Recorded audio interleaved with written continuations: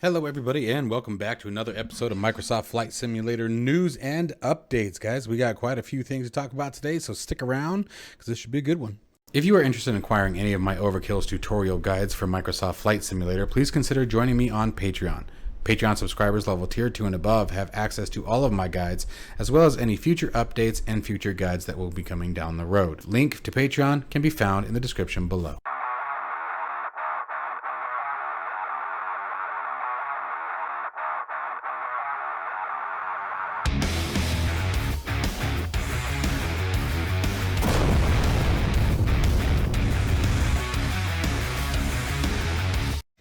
All right, first up in today's news is ground services from the FSDreamTeam's GSX is coming on very, very nicely. I'm going to go ahead and let this play while you guys check this out. Let's go ahead and expand this for y'all. And boom, let's go ahead and let this roll. The GSX, it is made very clear this is still very much a work in progress, and there is no release date or information on a release as of yet. However, it is coming along very, very nicely and looking like something that's going to really, really increase the immersion. I am very hopeful that there will also maybe be some voice activation or something other than having to reach up for the toolbar. As many of you, I'm sure, feel the same way. The toolbar tends to be quite an immersion breaker, so I think anything that we can do to possibly have this outside of the simulator would be pretty awesome, or maybe some quick keyboard commands. However, with that being said, it's still very, very early in progress and it's very much so too soon to determine what is actually going to be the final product here. However, I did notice up there at the top where it showed EasyJet, so I don't know if that's going to be something that's going to be specific to the aircraft or if this is a setting. There just isn't enough information that's been released about it. As far as the animations go, as you guys can see here in the video playing, I am super excited for the animations. The animations are going to add a ton, but again, constantly having to go back to the toolbar, and which I get. I mean, you're always bound by limitation, and you only have so many options. I think something that would be really cool based on what I'm seeing here is if you can pre-plan the pushback like you can with the latest toolbar pushback. I think that's going to make a very big difference. So I hope that's something that the FSDreamTeam looks into now that we finally have some working version of a pushback planner.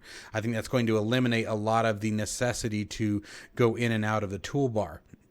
But I am absolutely blown away by the detail and the modeling of the pushback services and the ground service personnel. Here in just a second here, we will be able to see the pushback driver or the ground crew service actually show the pin that has been removed from the nose wheel. So let's just sort of keep an eye on that. Here's our guy walking up to it, and he literally grabs it and takes it out and then shows it to the pilot. And that's going to be huge, because in every single scenario that you always have the ground service actually showing the pilot before he departs that he actually has the pin in hand. So as I said, no release date yet. No pricing on this yet. No further features have been listed as of the moment, but from what has been displayed in this beautiful preview, the graphics are awesome. The immersion is going to be awesome. The simulated events seem to be just as realistic as they can get it for right now. And I'm super excited to see how this develops, and hopefully we'll see something or see more information as the days go on. So stay tuned to that, because this is another one I will be following very, very closely. Next on our list, the Got Friends EA7 Optica has been released. Make sure you guys head on over to flightsim.to if you guys wish to purchase this aircraft. Now, I did a video on this yesterday with the final beta release version of the aircraft. I have not heard if there were any massive changes between the two. The understanding and impression that I got was the version that I displayed on yesterday's video, which I'll have a link to down in the video below. It flew absolutely wonderful. I didn't have any trouble with any of the control surfaces. It reacted to the environmental effects, wind direction, etc. Very, very well. Had a pretty interesting crosswind landing, and required a bit of effort to get it down, as far as making sure that we crab into the wind in the last moment, kicking that rudder over, and even had the wheels sort of topple from left to right. I thought I had done something wrong, but it actually, according to one of our viewers, said that the landing was perfectly executed. So, pin that up on the chest there. However, I cannot stress enough, this aircraft was an incredible joy to fly. The Got Friends team has done a wonderful job with this aircraft. I truly am very, very grateful that I was given the opportunity to test this aircraft out. It's also important to note that, as I stated in last week's news, that they are also remastering all of their other products, so make sure you guys keep an eye out for that. One of the things that has come up with the Egley EA7 Optica is people are constantly asking, well, how does it compare to the free version and the Orbix version? Now, the free version I can attest to. I went ahead and found it and downloaded it and did comparison. Massive difference in graphical quality, massive difference in texture detail, and massive difference in the flight model. The flight model, I think, based on the way that the two fly, was completely redone for the payware release here that we're displaying on screen. There is definitely a difference between the two, and I definitely would have to say that between the freeware and the payware version, I would definitely go with the payware. I cannot speak to the Orbix version as I do not own it. So just keep that in mind. Maybe keep an eye out for some other reviews on it, or maybe that's something that I might look into in the future. But at this time, I just can't speak to the comparison between those two. I can only say that this version was a blast to fly. Very, very realistic feeling.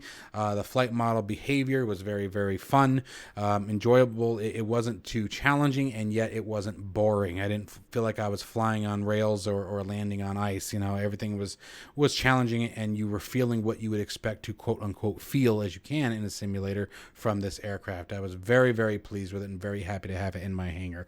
So make sure you guys again check this aircraft out. It is on sale 50% off the normal asking price. I believe it is $10. I need to make a correction to my video yesterday. $10 for the first week, and then $20 as a final product. All right, guys, so let's move on to our next announcement. Many of you have been asking, and now it is finally out and on paper. March 30th, we can expect the release of the DC Designs Concorde landing on Microsoft Flight Simulator. I know many of you have been very, very excited to see this aircraft. I am a bit on the fence, given some of my arguments and objections to some of the other DC Designs aircraft, and I'm not in any way trying to shoot anyone down. Everything you get from me is my honest opinion, no matter what the information being sent to me is. This is obviously on FS Elite's site, so I'm simply commenting on my beliefs and how I am feeling about things. So again, because DC Design's previous releases, I'm very skeptical. I'm going to be very honest.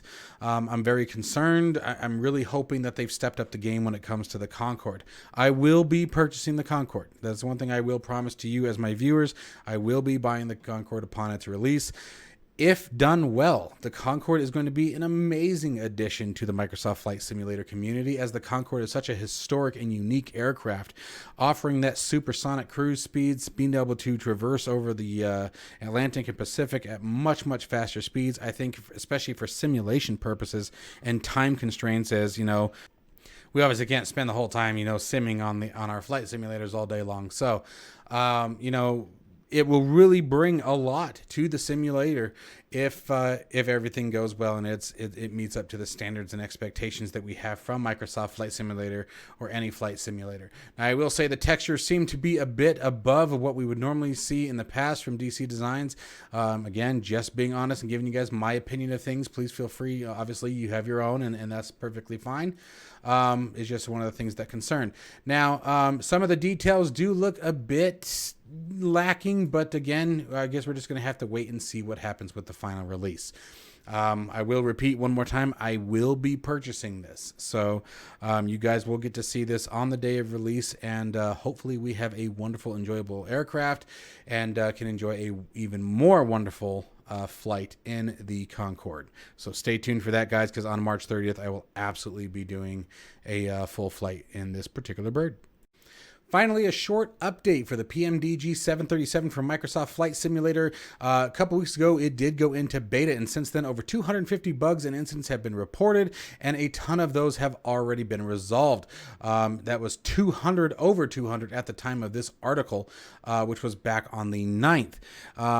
Obviously, more and more issues are being resolved day by day. The lead developer did mention that they are very pleased about how the 737 is performing and progressing. So cross your fingers, and hopefully, gosh, I'm so hoping that we'll see the 737 within the next few months. I'm really crossing my fingers sooner than later. I cannot wait for the 737. I always thoroughly enjoyed the Zibo 737 that we found in X-Plane 11, as well as the PMDG 737 for P3D. Always had a great time flying the one in P3D. My only reason why I stepped away from P3D was graphics. I'm a graphics snob. I love the pretty pictures and the accurate terrain and things of that nature. So feel free to check these out, guys. All of the links to these articles will be posted down in the description below. We have one more quick thing to talk about, and then we will be all set. Okay, the last bit is an update for all of my Patreon subscribers. You guys have been asking about updates to the guides.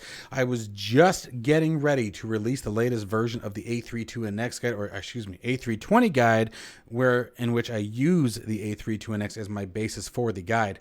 I was just getting ready to release the next version of it, and then Flybywire announced that they are basically completely remodeling and rebuilding the flypad. It looks completely different. The UI is different. Some things are in similar positions, but that was one of the major overhauls that I just did in the guide. I had just got it completed, and I find out that it is completely changing.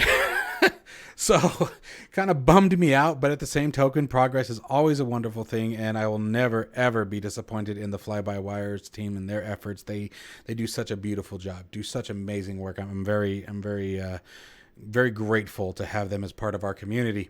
TBM 930 guide is also receiving an update here in the next day or two. We're going to be talking about performance charts and getting a better understanding of how to calculate our rotation speeds as well as landing speeds based on the weight and performance charts, and getting a better understanding of how to set the torque. So that will be included in the latest guide of the TBM 930, which should be within the next couple of days. And then we have the CRJ 550 700 series, I think, that I am also working on as well. I am in the process now. I'm sort of just getting to the point where I'm getting familiar and comfortable with the aircraft. I have started some of the basics, startup checklists and things like that, but I'm flying the different models to determine if there's a necessity, if there's something critical that I should say that is going to differ between the various aircraft, and if I'm going to have to break them up into multiple guides or not. So that is something that I'm working on at the moment. It's taking a bit longer than I anticipated, obviously keeping up on the YouTube content, and again, family man, day job, all that good jazz, and every now and then just wanting to fly. Speaking of just wanting to fly, the other thing that's getting ready to come back in full steam is the DCS series.